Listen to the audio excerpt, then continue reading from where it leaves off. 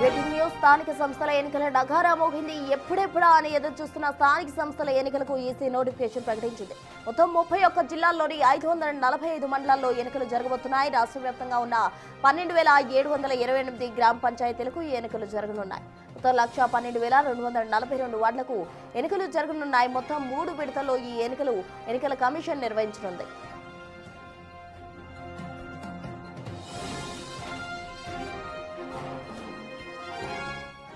December 11, 14, 17 తేదీల్లో polling నిర్వహించబోతున్నారు. ఉదయం 7 గంటల నుంచి మధ్యాహ్నం 1 గంట వరకు పోలింగ్ నిర్వహించి అదే రోజు మధ్యాహ్నం 2 గంటల నుంచి ఓట్ల లెక్కింపు చేపట్టనున్నారు. రాష్ట్ర వ్యాప్తంగా ఎన్నికల నియమావళి మంగళవారం నుంచి అమల్లోకి వచ్చిందని రాణి కుముద్రి స్పష్టం చేశారు.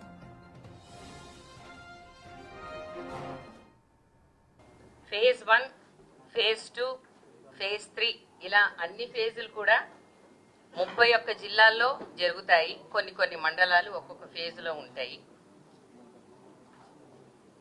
మొదటి ఫేజ్ గురించి ముందుగా చెప్తాను. దీనికి నామినేషన్ 27 నవంబర్ను ఉంటుంది, అనగా ఎల్లుండి నుండి.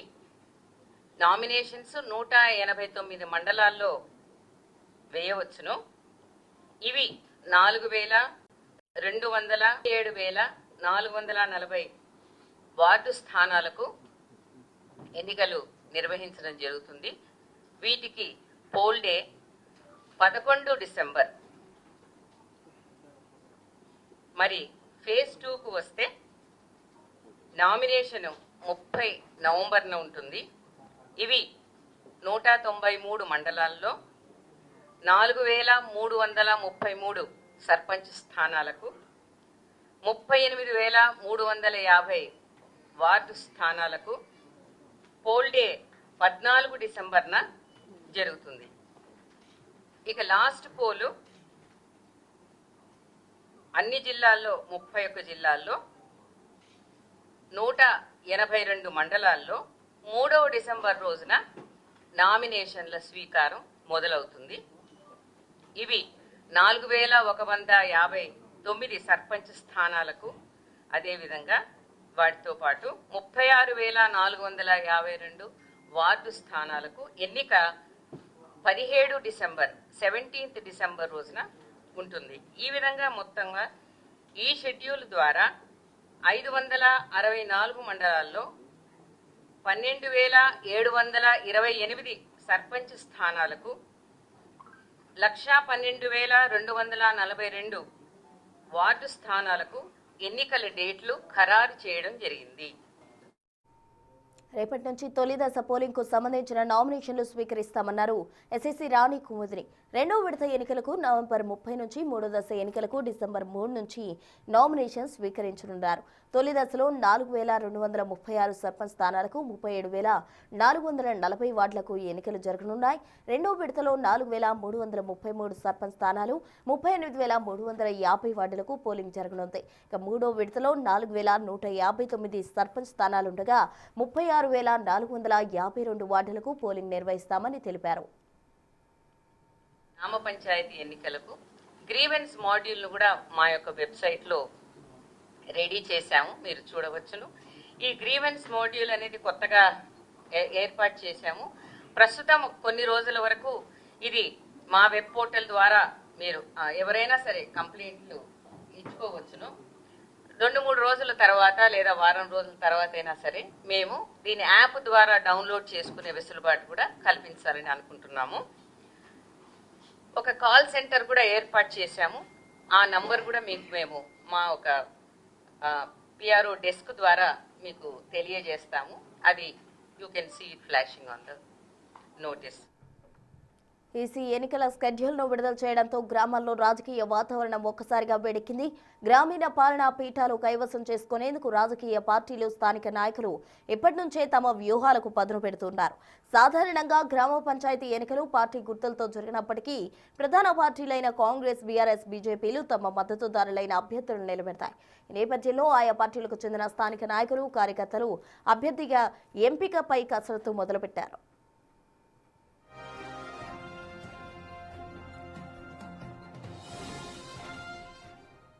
ఎటకేలకు పంచాయతీ ఎన్నికల షెడ్యూల్ అయితే రిలీజ్ అయింది. దీనికి సంబంధించి తాజా అప్డేట్స్ మా ప్రతినిధి వేణు అందిస్తారు. వేణు, చెప్పండి. చూస్తున్న ప్రస్తుతం తెలంగాణ పల్లెల లోపల ఎన్నికల వాతావరణం అయితే మొదలైందని చెప్పుకోవచ్చు. ఇక రేపు ఉదయం 10:30 నుంచి మొదటి విడతకు సంబంధించి నామినేషన్ల స్వీకరణ జరగబోతుంది. దీనికి సంబంధించి జిల్లా కలెక్టర్లకు అధికారులందరితో కూడా ఈ రోజున రివ్యూ నిర్వహించబోతున్నారు. ప్రస్తుతం మనం వరంగల్ సంబంధించిన కలెక్టరేట్ వద్ద ఉన్నాం. అధికారులంతా కూడా ఇప్పుడిప్పుడే కలెక్టరేట్ కార్యాలయం చేరుకుంటున్నారు. ఇక్కడ రేపు 10:30కు నామినేషన్ల స్వీకరణ ఉండడంతో అధికారులను పోలింగ్ సెంటర్ల వద్ద అదేవిధంగా ఎంపీడీఓ కార్యాలయం వద్ద నామినేషన్ స్వీకరణకు సంబంధించి పాటించాల్సిన విధి విధానాలు, దానికి సంబంధించిన నామినేషన్లకు ఇవ్వాల్సిన స్ఫూర్తి పూర్తి స్థాయి లోపల వీళ్ళకి ఇప్పటికే సమీక్ష నిర్వహించారు. ఆ తర్వాత ట్రైనింగ్ సెషన్స్ కూడా పూర్తయ్యాయి. దీంతో మొదటి విడత కొంచెం ఛాలెంజింగ్ గా ఉండదు. ఎందుకంటే సమస్యలు కానీ కొన్ని చోట్ల సమస్యాత్మకమైన పోలింగ్ సెంటర్లు కూడా ఉన్నాయి. అక్కడ అవలంబించిన పద్ధతులపై కూడా పూర్తిగా అధికార యంత్రాంగానికి జిల్లా కలెక్టర్లు కొద్దిసేపట్లో బ్రీఫింగ్ చేయబోతున్నారు. ఆ తర్వాత ఆయా పోలింగ్ కేంద్రాల వద్ద పోలింగ్ స్టేషన్ల వద్దకు పరిశీలనకు వెళ్ళబోతున్నారు. దీంతో ఒక ఏరియా మండలాల వారీగా ఉన్నటువంటి గ్రామ పంచాయతీల పరిధిలో అధికారులను, సూపర్వైజర్లను, అదేవిధంగా నోడల్ ఆఫీసర్లను పూర్తి ఏర్పాటు చేసి వాళ్ళకి ట్రైనింగ్ మాడ్యూల్స్ కూడా ఇవ్వడం జరిగింది. దీంతో ఎన్నికల నిర్వహణకు సంబంధించి నామినేషన్ల స్వీకరణ మొదలుకుంటే స్క్రూటినీ పూర్తయ్యే వరకు కూడా 1 వీక్ సమయం, ఆ తర్వాత స్క్రూటినీ కంప్లీట్ అయ్యి అభ్యర్థుల జాబితా వెలువడిన తర్వాత మరొక 1 వీక్ సమయంలో ఎలక్షన్స్ ఉండబోదు. అంటే 14 రోజుల్లోనే గ్రామ పంచాయతీలకు సంబంధించినటువంటి ఎలక్షన్ ప్రక్రియ అయితే పూర్తి కాబోతోంది. ఇక రేపు 27వ తేదీన మొదలు కాబోయేటువంటి నామినేషన్లకు 11వ తేదీన పోలింగ్ ఉండబోతుంది. అంటే 14 రోజుల వ్యవధిలోనే ఒక ఫేజ్కి సంబంధించి ఎలక్షన్ కంప్లీట్ చేయబోతున్నారు. సో దీంతో అన్ని విభాగాలకు సంబంధించిన అధికార యంత్రాంగము, సిబ్బంది అంతా కూడా డిప్లాయ్ చేయబోతున్న పరిస్థితి. అధికార యంత్రాంగం వైపు ఎన్నికల నిర్వహణ కోసము విస్తృత ఏర్పాటు చేస్తుంటే, మరోవైపు రాజకీయ పార్టీలు ఇప్పటికే అభ్యర్థుల వేటలో మునిగిన పరిస్థితి. ఎందుకంటే గత నెల క్రితం వచ్చినటువంటి షెడ్యూల్ ప్రకారము బీసీ రిజర్వేషన్ 42% ఉన్నప్పుడు బీసీ అభ్యర్థులను అందులో ప్రిఫరెన్స్ ఆధారంగా కూడా 2-3 లిస్టు తీసుకున్నారు. ప్రస్తుతం ఆ బీసీ రిజర్వేషన్ల స్థానం తగ్గడంతో ప్రస్తుతం ఓపెన్ కేటగిరీలో 50% పెరిగిన పరిస్థితి. అంటే దీంతో మరొకసారి అభ్యర్థులకు సంబంధించి భారీగా పోటాపోటీ ఉన్న నేపథ్యం లోపల ఈ రోజు నుంచి కూడా ప్రధాన పార్టీలు, అటు అధికార పార్టీ కాంగ్రెస్, అదేవిధంగా బీఆర్ఎస్, బీజేపీ పార్టీలు కూడా అభ్యర్థులు నిలిపేందుకు సిద్ధమవుతున్నాయి. సో దీంతో ఇటు పార్టీ గుర్తులు లేకుండా జరుగుతున్న ఎన్నికలు కాబట్టి అభ్యర్థుల ఎంపిక చాలా కీలకమని చెప్పుకోవచ్చు. ఓవైపు ఈ ఎన్నికలను ఎంతో ప్రతిష్టాత్మకంగా తీసుకుంటున్నటువంటి పార్టీలు అంతే పకడ్బందీగా ఎటువంటి లోటుపాటు జరగకుండా నిర్వహించేందుకు సిద్ధమవుతున్నటువంటి ప్రభుత్వ యంత్రాంగం. మొత్తంగా అయితే గ్రామాల లోపల దాదాపు 2 ఏళ్ల నుంచి కూడా గ్రామ పంచాయతీల పాలన కుంటుపడింది. సో రిజర్వేషన్ల అంశంతో ఇన్ని రోజులు వాయిదా పడ్డ, కోర్టు కేసు ద్వారా వాయిదా పడ్డ, ప్రస్తుతం ఈసారి ఎటువంటి ఆటంకం లేకుండా ఎన్నికలు జరగబోతున్నప్పుడు గ్రామ పంచాయతీ లోపల కూడా కొంత సంతోషకరమైన వాతావరణం కనిపిస్తోంది. ఇక ప్రధానంగా ఈ ఎలక్షన్ కి సంబంధించి ఎటువంటి లోటుపాట్లు జరగకుండా, అక్రమాలకు తావు లేకుండా మొట్టమొదటిసారిగా తెలంగాణ గ్రామ పంచాయతీ ఎన్నికల లోపల ఈసారి ఒక టోల్ ఫ్రీ నెంబర్ని ఏర్పాటు చేశారు. అదేవిధంగా కంట్రోల్ రూమ్లు ఏర్పాటు చేసి అభ్యర్థులు కానీ, అభ్యర్థికి సంబంధించినటువంటి గ్రామ పంచాయతీ ఓటర్లు కానీ తమకు ఏదైనా ఇబ్బందులు కలిగినా, అక్కడ ఏదైనా అక్రమాలు జరుగుతున్నట్టు కనిపించినా కూడా ఫిర్యాదు చేసేందుకు ఈసారి మొదటిసారిగా ఒక టోల్ ఫ్రీ నెంబర్ను కూడా ఏర్పాటు చేయడం ఈసారి ఒక ప్రత్యేకత అని చెప్పుకోవచ్చు. ఇక జిల్లాల కలెక్టర్ల ఆధ్వర్యం లోపల ప్రతిరోజు దాదాపు 2 నుంచి 3 మండలాలు విజిట్ చేస్తూ అక్కడటువంటి పోలింగ్ సెంటర్లను విజిట్ చేస్తూ ప్రత్యేకంగా పోలీస్ శాఖ అనుబంధంతో వెరిఫై చేస్తున్నటువంటి పరిస్థితి. అక్కడ ఉన్నటువంటి రౌడీ షీటర్లు కావచ్చు, ఇది గతం లోపల సమస్యలు సృష్టించినటువంటి వ్యక్తులకు సంబంధించి కూడా ఈ రోజు నుంచి వాళ్ళందరికీ కూడా కౌన్సిలింగ్ నిర్వహించేటువంటి పరిస్థితి పోలీసు శాఖ తీసుకుంటుంది. మొత్తానికి అన్ని శాఖల విభాగాధిపతులు, అదేవిధంగా సిబ్బంది అంతా కూడా ఈ రోజు నుంచి ఎలక్షన్ డ్యూటీలో ఉండబోతున్నారు. తెలంగాణ లోపల ఈ 3 విడతల్లో దాదాపు 1,66,00,000 పైగా మంది ఓటర్లు ఈ యొక్క ఓటు హక్కును వినియోగిస్తున్న ఎన్నిక. సో మొత్తానికైతే గ్రామ పంచాయతీలకు సంబంధించి ఈ రేపటి నుంచి నామినేషన్ స్వీకరణ ఉండడంతో కూడా యుద్ధ ప్రాతిపదికన అభ్యర్థుల ఎంపిక, అదేవిధంగా పూర్తిగా అభ్యర్థుల గెలుపోటముల కోసము క్షేత్ర స్థాయి లోపల పర్యటనలు, అదేవిధంగా ఎన్నికలకు సంబంధించిన ప్రచారం చేసేందుకైతే పార్టీలు కూడా సిద్ధమవుతున్నటువంటి పరిస్థితి. ఏదేమైనా కూడా పంచాయతీ ఎన్నికలు పూర్తి స్థాయి లోపల ఈసారి జరగబోతున్న నేపథ్యంలో కూడా అటు పార్టీలకు ఇది ఒక టార్గెట్ గా తీసుకున్నాయి. అదేవిధంగా అధికార యంత్రాంగం కూడా ఎక్కడ ఎటువంటి మచ్చ రాకుండా పూర్తి చేసేందుకైతే సిద్ధమవుతున్న సిచ్యువేషన్. మరికొద్ది సేపట్లోనే జిల్లాల కలెక్టర్ల ఆధ్వర్యం లోపల ఈ యొక్క అధికారులకు, ఎలక్షన్ లో పాల్గొన్నటువంటి ఎన్నికల సిబ్బంది కూడా కంప్లీట్ గా ట్రైనింగ్ సెషన్ అయితే ఉండబోతుంది. బ్రీఫింగ్ తర్వాత ఎలక్షన్ వాళ్ళకి కేటాయించినటువంటి ఎన్నికల పోలింగ్ స్టేషన్లకు, పోలింగ్ సెంటర్లకు కూడా వెళ్లి పూర్తి స్థాయిలో ఒక బ్రీఫింగ్ జరుగుతుంది. అక్కడ కూడా రేపు నామినేషన్ల స్వీకరణ సంబంధించి నామినేషన్ పత్రాలు కూడా సిద్ధంగా ఉంచిన నేపథ్యంలో రేపు 10:30 నుంచి సాయంత్రం 10 గంటల వరకు నామినేషన్ల స్వీకరణ ఉంటుంది. సో ఈ నామినేషన్ల స్వీకరణ గ్రామ పంచాయతీ లోపల కీలకమైన ఘట్టం కాబట్టి ప్రత్యేకంగా వాళ్ళకి మరొకసారి ట్రైనింగ్ అయితే ఇస్తున్నారు. బ్రీఫింగ్ కూడా ఇచ్చి ఆ నామినేషన్ ఫామ్స్ సంబంధించి స్వీకరణ, అదేవిధంగా ఫామ్స్ ఎన్రోల్ చేయడానికి సంబంధించి కూడా పూర్తి స్థాయిలో మరికొద్ది సేపట్లోనే ఎన్నికల సిబ్బంది అధికార యంత్రాంగం అంతా పల్లెల బాట పట్టున్న పరిస్థితి కనిపిస్తా ఉంది. Right Venu, thank you. మొత్తంగా చూస్తే స్థానిక సంస్థల ఎన్నికలకు సంబంధించి కూడా ఎప్పుడెప్పుడా అని అందరూ కూడా ఎదురు చూశారు. ఎట్టకేలకు దీనికి సంబంధించిన నగారా అయితే మోగింది. మొత్తంగా దీనికి సంబంధించిన ఎన్నికలకు సంబంధించిన నామినేషన్లు స్వీకరించబోతున్నారు. రేపటి నుంచి కూడా మొదటి విడత నామినేషన్ల స్వీకరణ ఉంటుంది. తర్వాత 2 విడతలకు సంబంధించిన నామినేషన్లు కూడా స్వీకరిస్తారు. పూర్తి వివరాలు అందించేందుకు మా ప్రతినిధి శంకర్ మహబూబ్ నగర్ నుండి అక్కడ తాజా సిచ్యువేషన్ అందించేందుకు సిద్ధంగా ఉన్నారు. శంకర్, చెప్పండి.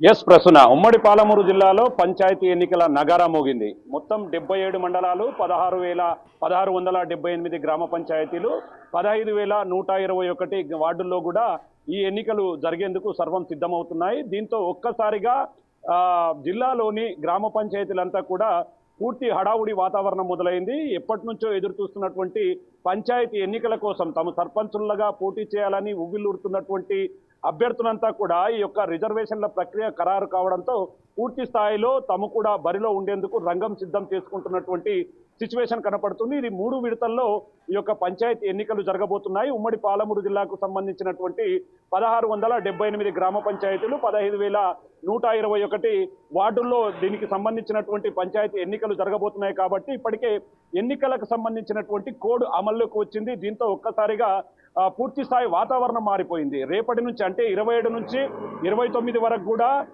పూర్తిగా అధికారులు అందుబాటులో ఉంటారు. మొదటి విడతకు సంబంధించినటువంటి నామినేషన్ల ప్రక్రియ ఉంటుంది. 3వ తేదీన ఈ యొక్క నామినేషన్ల ప్రక్రియకు సంబంధించి ఉపసంహరణ తేదీ ఉంటుంది. ఆ రోజు ఎవరైతే అభ్యర్థులుగా పోటీ చేస్తున్నారో, ఎవరైతే విరమించుకుంటున్నారో వారందరూ కూడా ఉపసంహరించేందుకు 3వ తేదీని లాస్ట్ గా డిక్లేర్ చేశారు. తిరిగి 11వ తేదీన దీనికి సంబంధించినటువంటి ఎన్నికలు జరగబోతాయి.